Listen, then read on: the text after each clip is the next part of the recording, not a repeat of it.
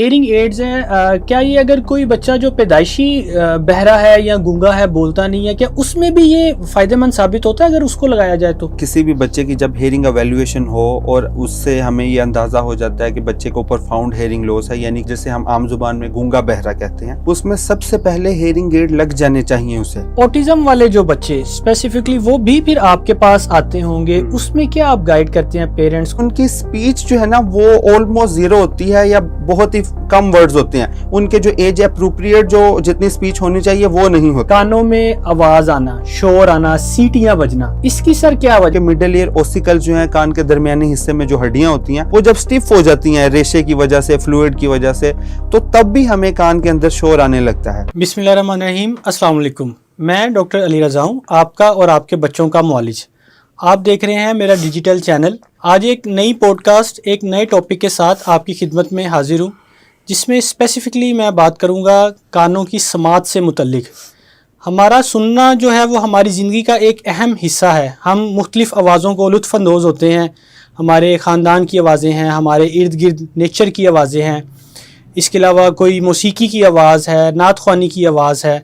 तो ये सारी आवाज़ें किस तरह हमारे कान में पहुंचती हैं, इसका क्या प्रोसेस है, और जो बेसिकली समाज से जो मुतल्लिक मसाइल हैं कि किसी की अगर कोई बहरा है, कोई सुन नहीं पाता, उसकी तशख़ीस कैसे की जाती है, कानों में कोई शोर की आवाज़ें आ रही हैं तो उसके क्या मसले मसाइल हैं और उसकी कैसे तशख़ीस और इलाज है।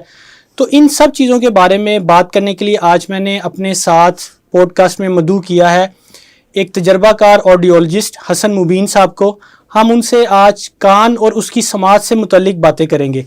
अस्सलाम वालेकुम सर। वालेकुम अस्सलाम सर, कैसे हैं आप? ठीक है? मैं ठीक, आप बताएं। मैं भी ठीक हूँ अल्हम्दुलिल्लाह। अच्छा सर, आप चूँकि ऑडियोलॉजिस्ट हैं तो मुझे इसका बताइएगा कि समाज से मुतल्लिक किस किस्म के मसले मसाइल आपको जो कंप्लेंट्स आती हैं वो ज़्यादा देखने को मिलती हैं रोज़मर्रा की आपकी प्रैक्टिस में? अच्छा सर, सबसे पहले तो ये आपका बहुत शुक्रिया कि आपने इस पॉडकास्ट में मुझे मदऊ किया। ये एक बहुत ही इम्पोर्टेंट टॉपिक है जो मोस्टली जो है हम निगलेक्ट करते हैं, लेकिन आपके इस पॉडकास्ट के तवस्सुत से मैं अपने नाज़रीन तक ये बात पहुंचाना चाहूँगा कि जो समाज से मुतल्लिक मसाइल हैं वो मोस्टली ऐसे होता है कि लोग नज़रअंदाज करते चले जाते हैं, क्योंकि ये है कि बात वो कहते हैं रिपीट किसी को कि वो बात ऊंची बोल दे, थोड़ा रिपीट कर दे, उनका काम चलता जाता है। लेकिन ये मसाइल जो हैं मोस्टली बहुत पहले से स्टार्ट हो चुके होते हैं, थोड़े थोड़े वो रहते हैं, हमारा काम चल रहा होता है और बीइंग अ पाकिस्तानी हम इन चीज़ों पे जो हल्के फुल्के मसाइल होते हैं माइल्ड डिग्री के, हम उनको इम्पोर्टेंस नहीं देते। और अक्सर यूँ होता है कि ख़ानदानी तौर पर, पैदाइशी तौर पर और जिन्याती तौर पर ये मसाइल होते हैं और आहिस्ता आहिस्ता वो बढ़ते चले जाते हैं जब उसका प्रॉपर ट्रीटमेंट या इलाज नहीं हो पाता। तो समाज के जो ज़्यादा मसाइल हैं वो उनका पता तब चलता है जब जो छोटे बच्चों में अगर बात की जाए तो अक्सर ऐसे होता है कि क्लासरूम से कंप्लेन आ रही है कि ये बच्चा सुनता नहीं है। घर वालों को मोस्टली जो है वो इग्नोर कर रहे होते हैं, वो यही समझते हैं कि अच्छा उसने आवाज़ नहीं सुनी तो वो वैसे ही कर रहा होगा, इग्नोर कर रहा होगा, हालांकि वो बच्चे को सुनने में मसला हो रहा होता है।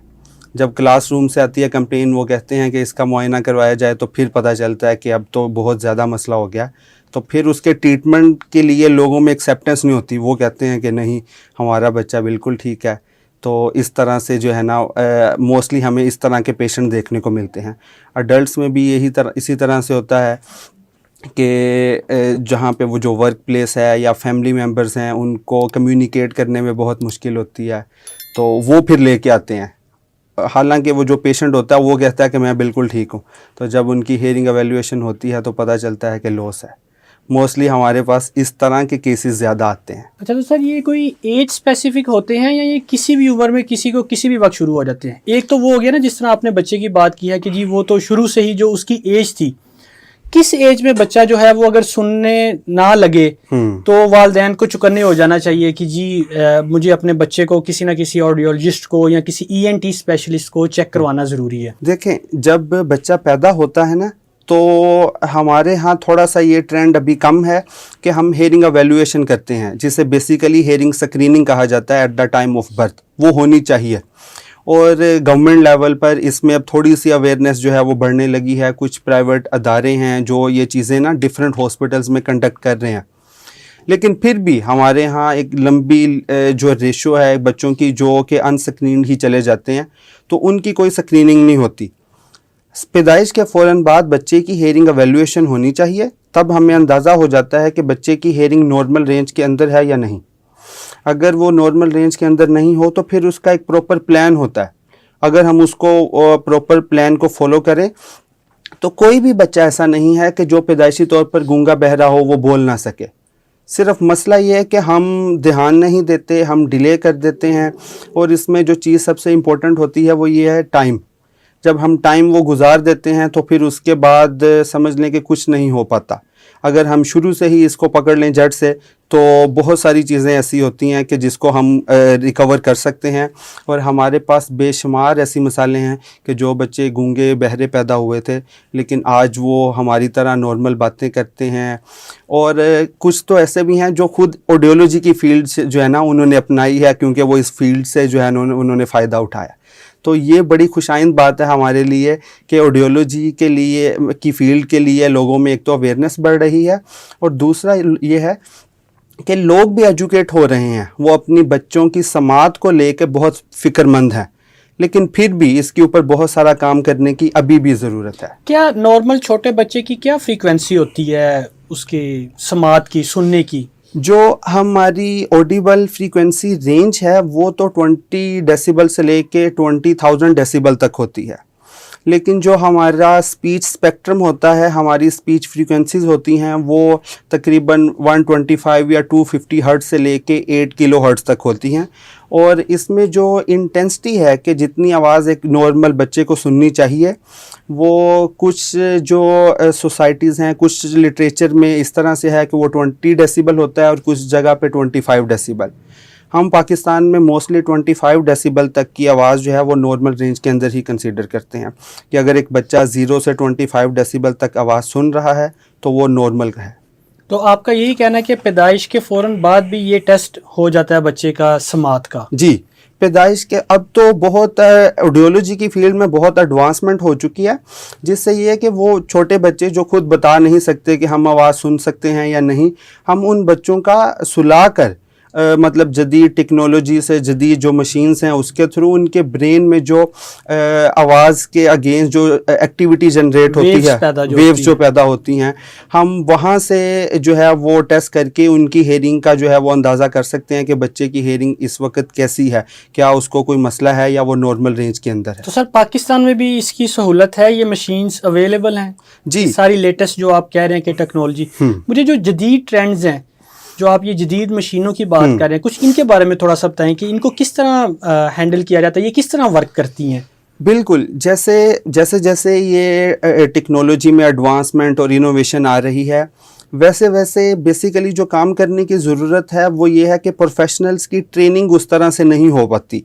इसलिए पाकिस्तान में बहुत सारी जगहों पे ये जो टेस्ट है जो बच्चों के सुला के करते हैं, जिसमें जो स्क्रीनिंग टेस्ट है उसे ऑटोकूस्टिक एमिशंस कहते हैं, और जो सुला के टेस्ट होता है उसमें फिर बैरा टेस्ट होता है, उसे ABR भी कहते हैं, ऑडिटरी ब्रेन स्टेम रिस्पॉन्स, और ASSR भी होता है एक टेस्ट। तो ये सारे टेस्ट तो बहुत सारे जो हैं वो सेंटर्स या क्लिनिक्स या हॉस्पिटल जो हैं वो ऑफ़र कर रहे हैं, लेकिन बहुत ही कम सेंटर्स हैं जो इफ़ेक्टिवली अच्छे तरह से वो सारा टेस्ट जो है ना वो कंडक्ट कर पाते हैं। तो एक तो इस चीज़ पे थोड़ा सा काम होने की ज़रूरत है, और दूसरा ये है कि किसी भी उम्र में हम वो बच्चे का मुआयना करके अंदाज़ा कर सकते हैं कि वो बच्चा कैसा सुन रहा है, क्योंकि अब जैसे जैसे ये इनोवेशंस आ रही हैं, ये टेक्नोलॉजी का दौर है, तो AI भी इसमें इन्वॉल्व होती है किसी ना किसी तरह से। तो इससे ये है कि हमें एक तो टाइम कम लगता है एवेल्यूएशन करने में, और दूसरा बहुत ही अच्छे रिलायबल रिप्रोड्यूसिबल जो हैं वो रिजल्ट्स हमें मिलते हैं। तो आपका भी यही कहना है कि इसमें भी AI आगे जा रही है? हाँ, मतलब इसमें भी जदीद ट्रेंड्स जी ऑडियोलॉजी में भी AI की वजह से आए हैं? जी बिल्कुल, इसी तरह से जैसे बाकी सारी फील्ड्स में AI जो है ना उससे काफ़ी इम्प्रूवमेंट आई है चीज़ों में, ऑडियोलॉजी की फील्ड में भी AI जो है वो इंट्रोड्यूस हो चुकी है, लेकिन अभी मैं समझता हूँ कि हम अभी थोड़ा सा पीछे चल रहे हैं इससे। हमें इस टेक्नोलॉजी से मज़ीद फ़ायदा उठाने की ज़रूरत है ताकि हम ज़्यादा से ज़्यादा लोगों को जो है वो फ़ायदा पहुँचा सकें।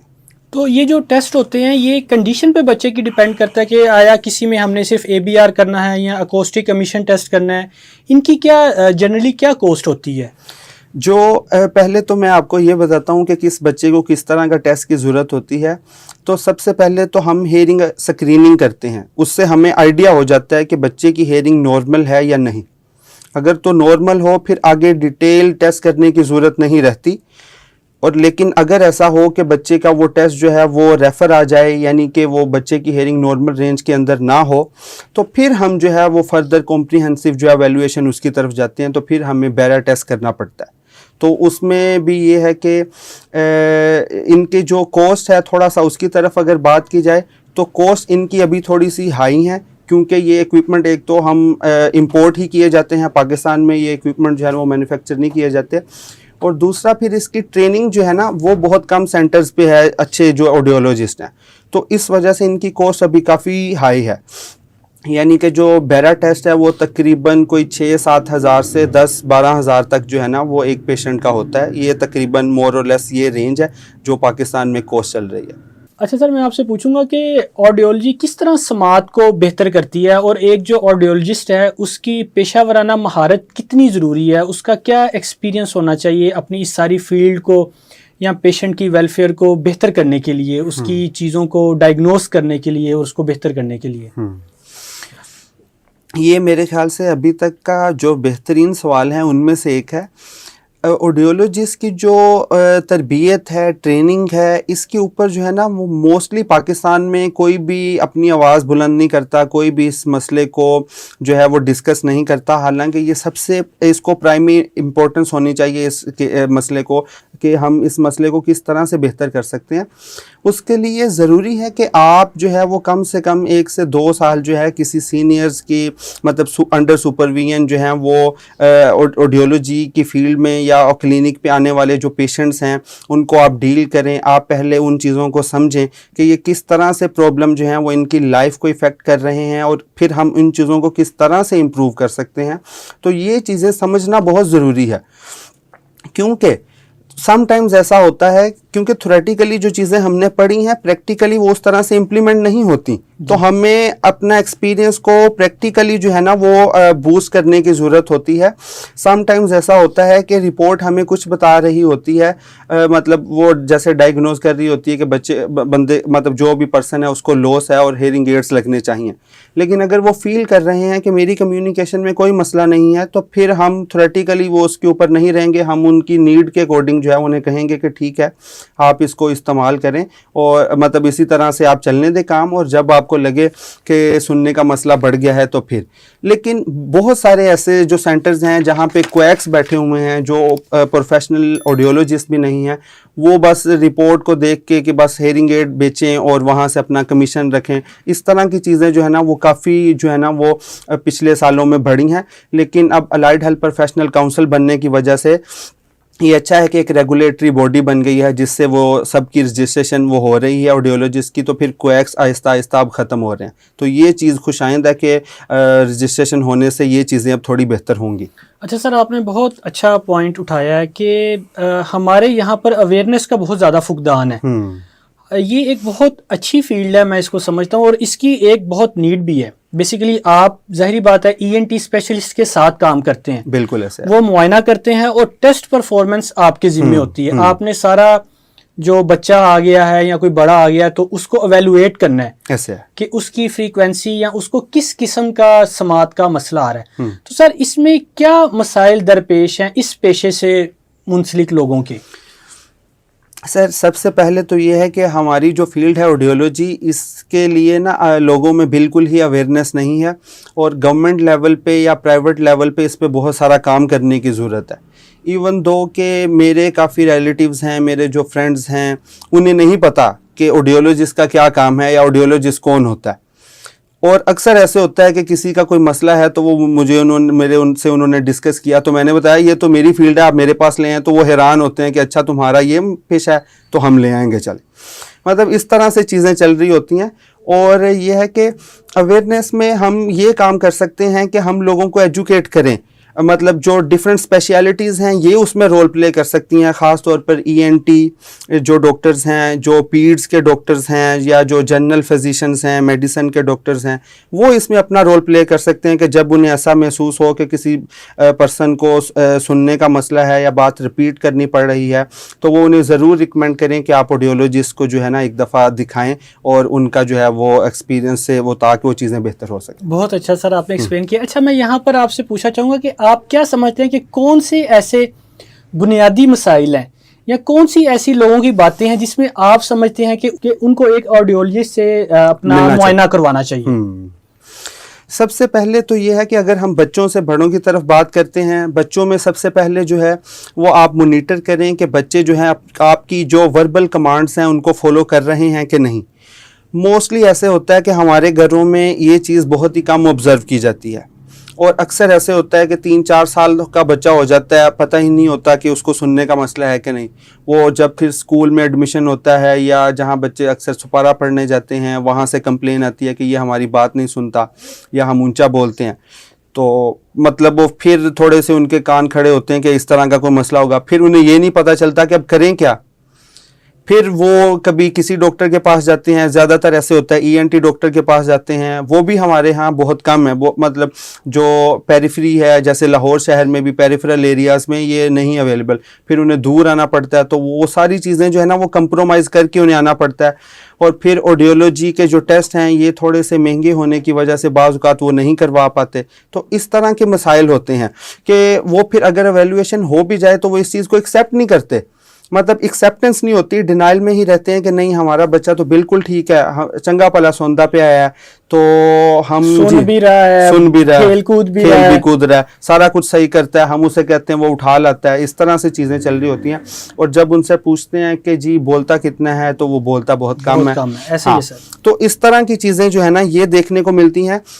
और अडल्ट्स में भी ऐसे ही होता है, जैसे हम पहले भी थोड़ा सा जिक्र कर चुके हैं कि वो पेरेंट्स जो हैं वो डिनाइल में ही रहते हैं कि जहां हम सुन रहे हैं ये सही है, और बाकी सारी फैमिली को उनसे कम्युनिकेट करने में बहुत मुश्किल होती है। वो ऊंचा ऊंचा बोल रहे होते हैं या बात बहुत दफ़ा रिपीट करनी पड़ती है, तो वो फिर अक्सर ऐसे होता है कि वो आके हमें बताते हैं कि हम अपने जो फादर हैं या मदर हैं इनको बहुत मुश्किल से मना के लाए हैं, तो आपने इनके सामने कोई चीज़ डिस्क्लोज नहीं करनी कि हेयरिंग लॉस है या नहीं, आप बस इनका मुआयना करें और फिर हमें बताएं।